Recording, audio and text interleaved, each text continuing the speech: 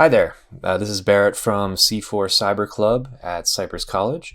In this video today, we're going to go over the Ethical Hacking Lab series covering reconnaissance with Nmap and Amap.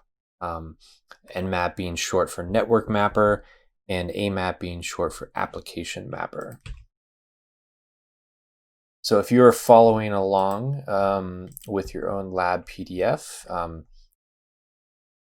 just to kind of go over the topology here, today we'll pretty much just be working with the Kali machine, and we're going to be doing some Nmap scanning on the OWASP BWA machine, this .12. So the IP address will be 192.168.68.12. We'll be using Wireshark as well to analyze that traffic. So just so you know that we'll essentially be scanning from the Kali machine. It's going to come through this firewall and scanning the OWASP machine. Let's go ahead and get to the first section. Okay, so reconnaissance using Nmap. So let's go ahead and open the terminal on the Kali machine. And the very first thing, especially if this is your first time using Nmap, the best thing to do is to start off with the manual pages. And so we can do that by typing in man Nmap. See that this opens the Nmap reference guide. I'm going to go ahead and maximize this. And so these manual pages, the very first thing you see here is the name, which is going to give you a brief description. So this is a network exploration tool and security port scanner. The synopsis section is going to tell you how do you use this in terms of the command. So the very first thing you do is type nmap to launch the tool, give it a scan type, which we'll go over in a second. There's other additional options you could give it, and then you give it a target, which is generally going to be, it could be one IP address, but you can also scan multiple IP addresses or an entire network. The next section here is description, much more detailed about what Nmap is. So I highly encourage you read over this. And then it gives you an example. So here's an example scan. You'll see these are the different options that we talked about just a moment ago. And this is an example of Nmap output. And we'll be seeing this as we go through this lab. So to navigate the manual pages, you can do what I'd just been doing. You could use your mouse to scroll through. You can use the up and down arrows on your keyboard, but also page down and page up. We'll go a page at a time. And also you could use spacebar to page down. So that's a good way to navigate. You'll find also we have all the different options, and it will give you all the details. Ones that we'll be looking at in this lab. Let's see if I can find some. Yeah, so we'll be looking at something like ST to do a TCP Connect Scan. So this is as you're working on the lab, and especially if you're working on the lab worksheet, you may want to reference the manual to answer some of those questions. So to exit out of the manual, we'll just hit Q or quit. And what we're going to do next, before we start our Nmap scans, we're going to launch Wireshark. We could just type Wireshark in the terminal. And that's going to open. This is you see a network protocol analyzer. And we want to select an interface to monitor. And to explain that, let me come back into another terminal window. I'm going to minimize this since it's running Wireshark. I'd recommend you do the same. Then if you click on terminal, just hold in your mouse and choose new window. We're going to open up a new terminal. Now, you can see what network interfaces are installed on a system by using ifconfig. And you'll see that we have this ETH0 an LO, and the LO stands for the local loopback.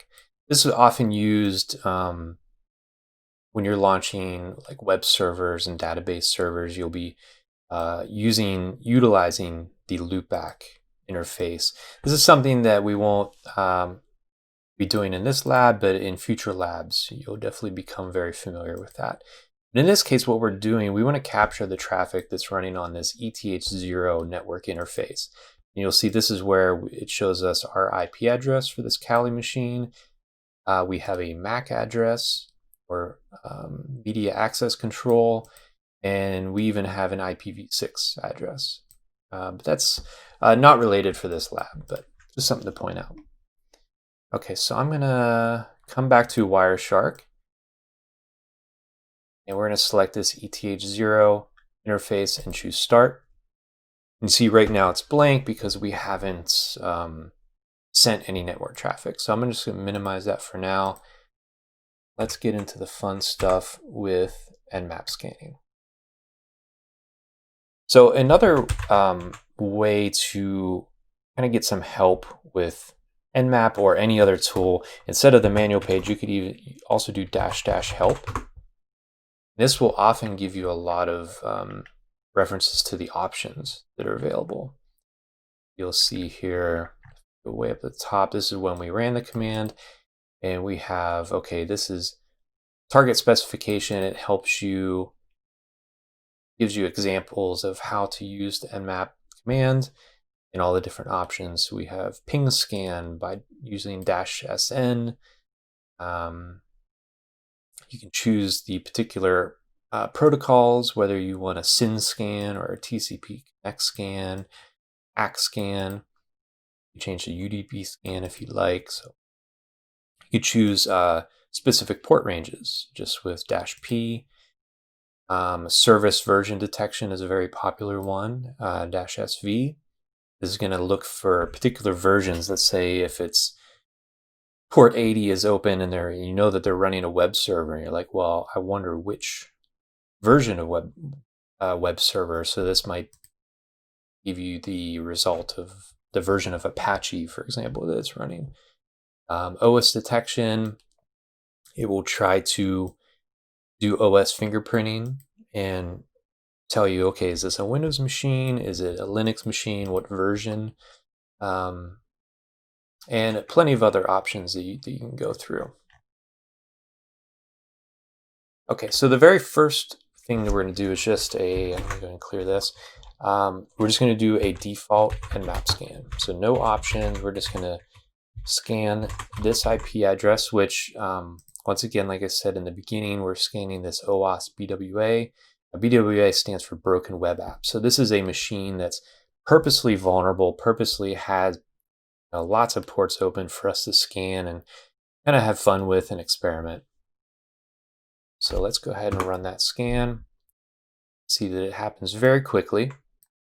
So the first things you notice, okay, not shown 991 closed ports. So this scan determined that there are 991 ports that were closed, and it's showing us 1, 2, 3, 4, 5, 6, 7, 8, 9 open ports. So what this tells us, by default, Nmap scans the 1,000 most popular ports.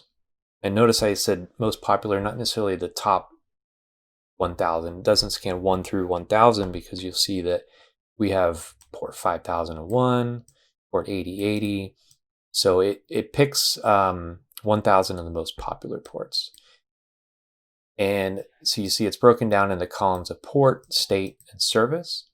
The port number is related to, the port number, the protocol, and then what service is related to that. So port 22 runs SSH or secure shell. Port 80 runs HTTP web traffic, and the secure version of that, HTTPS, runs on port 443.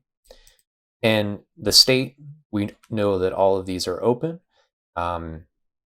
Sometimes, definitely in the future, when you do Nmap scans, you might see something where it says like open, filtered.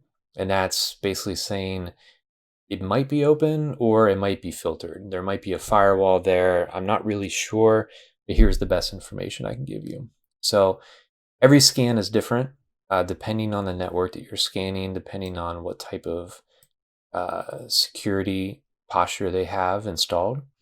So let's go ahead and take a look at this scan in Wireshark. So we've had that minimized, so just go ahead and click on the Wireshark icon.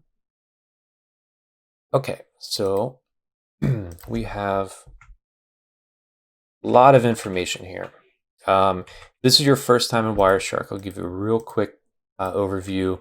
You have these different columns. You have number, which shows us the number of the packet. I hit the end and I go all the way down, you'll see that we captured 2,019 packets just by doing this one Nmap scan. We definitely made some noise. The time relates to the time of the scan, and you see it's very small. This all happened within a matter of a second, so it's very detailed. Source is the source IP, and destination is the destination IP. A protocol tells you, okay, this was a ICMP ping request. Most of the requests that we sent were TCP. Shows you the packet length, and then info just gives you more details about packet header information, which ports, and you'll see all of the much more detailed information here, which will be for another lab. Okay, so what we're essentially looking at here is, because we ran the default Nmap scan, it sends a SYN scan by default, and you could see all of everything in gray here are these SYN scans. So you see the source IP is the .9.2, which is the Kali machine, and the destination port is the BWA .12. And when you see these RST ACKs, RST stands for reset, and these are, you'll notice that these are all the ports that came up closed. So this is a response from the BWA machine. It's saying, hey, port 135 is closed, so I'm going to reset this, this request. And you'll see that on port 139, we go back to here, we see port 139 was open. And here we actually got a request or a response that says a SYN ACK. And this is related to what's called a TCP three-way handshake. If you've taken the CIS 230 class, you'd be familiar with this, or even in CS 190, but just in case if you're not, when a client speaks to a server, or two machines basically communicate, in order to establish a full connection, they have to do what's called a TCP three-way handshake. So in this case, what we did with this Nmap scan, we sent the very first SYN request to every port. And the ones that were open, the ports that were open, we received back a SYN ACK. So this is saying, yes, I acknowledge your SYN request. And then in a normal situation, if we actually really wanted to connect to this system in a legitimate way, all we would do is send an acknowledgement back. And then that completes the handshake, basically. But we're not doing that. We're basically just sending out a flood of SYN scans just to determine which ports are open. So that's why you're seeing a lot of reset ACKs, because the ports are closed. But we could determine which are open by receiving back this SYN ACK response.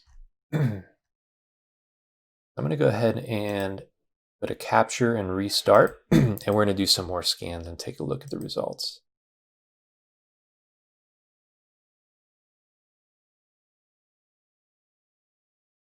Okay, and now we're going to switch to a TCP Connect Scan by adding the -ST option, and make sure that the T is capitalized. So these options are case sensitive. So if I did a S, lowercase s, lowercase t, it would not, excuse me, work properly.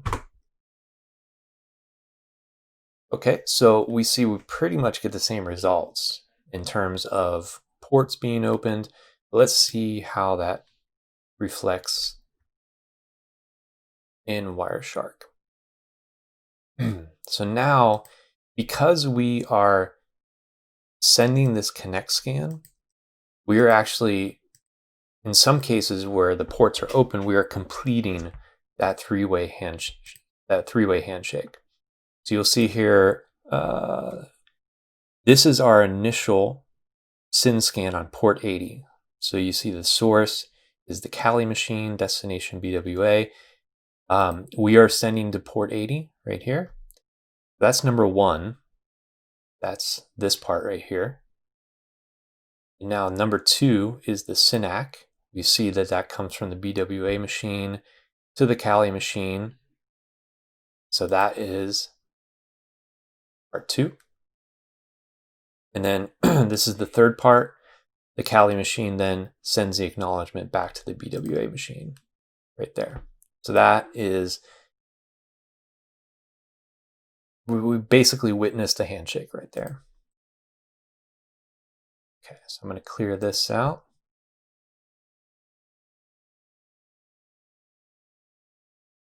Okay, so now what if we wanted to do not only a faster scan, but maybe we didn't want to scan so many ports. Let's try the -F option. And you can see that scan seemed to be even faster. And the first thing to notice is it shows not shown 92 ports. So what this is doing, it's scanning not the top 1000, but it's only scanning the top 100 most popular ports. You'll see it almost returned the same amount. We have one less, so we essentially have 8 open ports here. And you could probably just say that this port 5001 just didn't make the cut to be in the top 100. And if we look at, go back to Wireshark and look, you'll see here in the previous scans, we had over 2,000 packets. And here we only have 218. So this is something you definitely want to think about as you gain experience with Nmap. And it can kind of become an art form in a way where there's many different ways to scan a network, but you want to often make less noise. You want to make as less noise as possible. So in this event, we were basically able to get the same amount of information, and we made a lot less noise. That is, 1,800 packets less. So if this was on a network where somebody was closely monitoring it or have firewalls or network intrusion detection systems, you want to be careful, and you don't want to make too much noise there. Okay, let me go ahead and restart that again. On to the next. Okay, so this one, the -A option, this is one of my favorites. It stands for aggressive scan.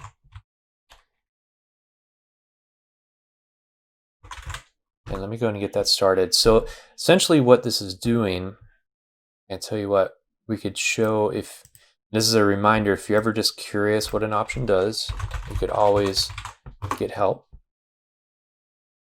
And let's go ahead and find this in here.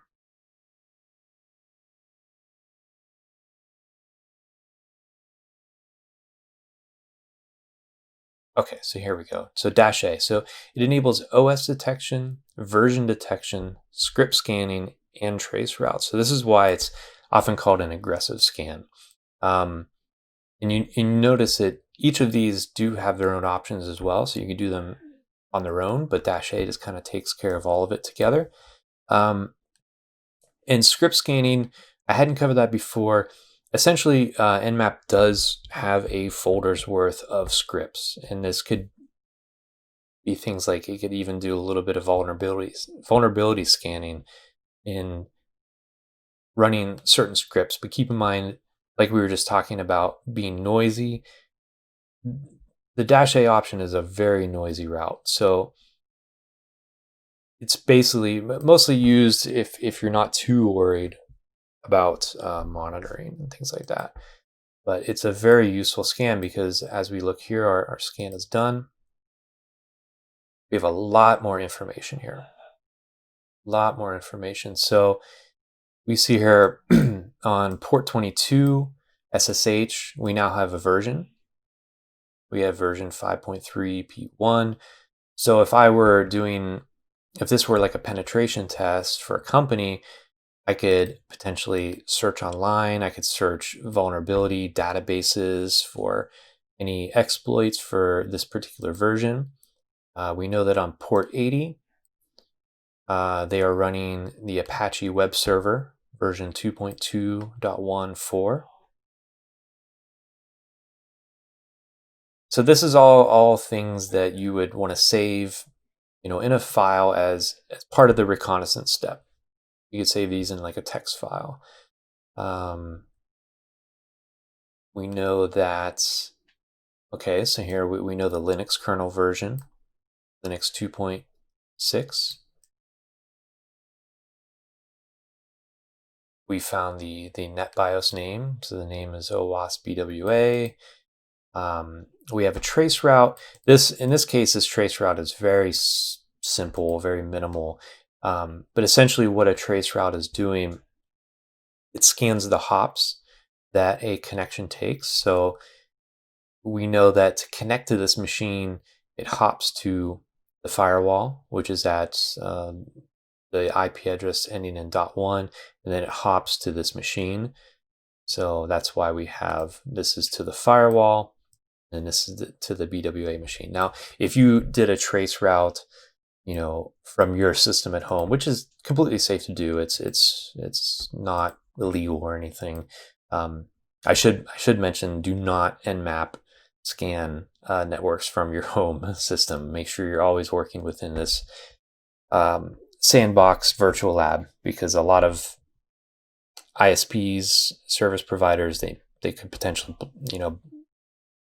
block your service if they find you doing that, because it's essentially hallmarks of possibly malicious activity. But anyways, you could do traceroute. If you're on Windows, it would be traceRT. You could even just do traceroute google.com, and that's going to show you the different connections and the hops it takes to make a connection with google.com. And you'll notice that it's hitting routers, across the nation or potentially across the world just to make that connection. Okay, so that is the Nmap aggressive scan, and I'm kind of curious if we take a look at Wireshark. Okay, so in this case, we have over 3,800 packets from the aggressive scan. I'm going to go ahead and reset this again.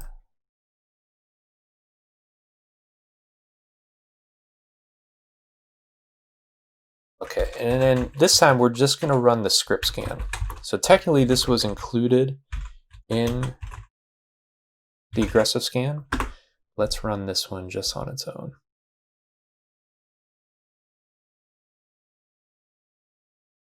Okay, and you'll see the information is very similar, but we're missing the versions, and we don't have the OS version.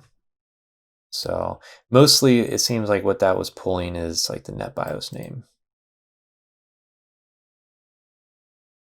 And if we look at Wireshark, a little bit less, but still a pretty noisy scan, because it's running through a lot of different scripts, keep in mind.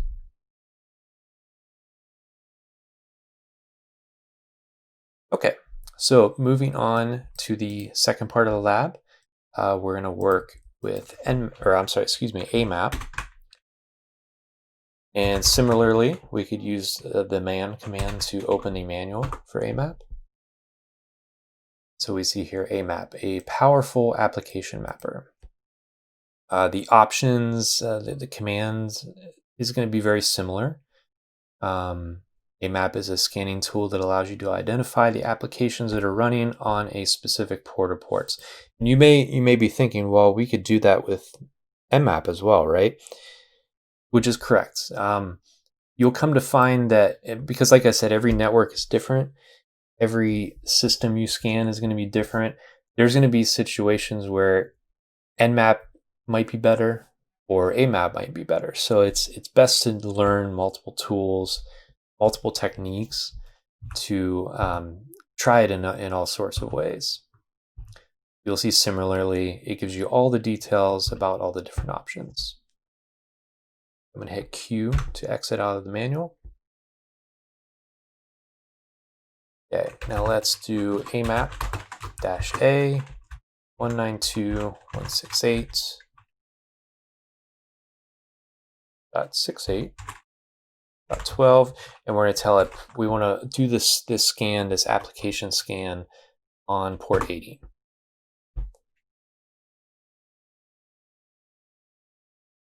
Okay. So we already knew that it was running Apache. But notice that it actually doesn't give us the exact. I believe, I wish I would have kept that other scan up. I believe it was Apache 2.2.14. So in this case, Nmap kind of won. But you'll see that it can match the general application version on here. And we could also use Amap to do banner grabbing. And this is essentially, it's going to give us details about, usually about the version number. So in this case, we're going to do port 22, which is SSH. And okay, so this one was good. This was very similar to what we saw in Nmap as well. It gives us back the version of OpenSSH. We know that it's a Debian machine. Running Ubuntu. So that is very useful information in terms of operating system as well. So that concludes this lab.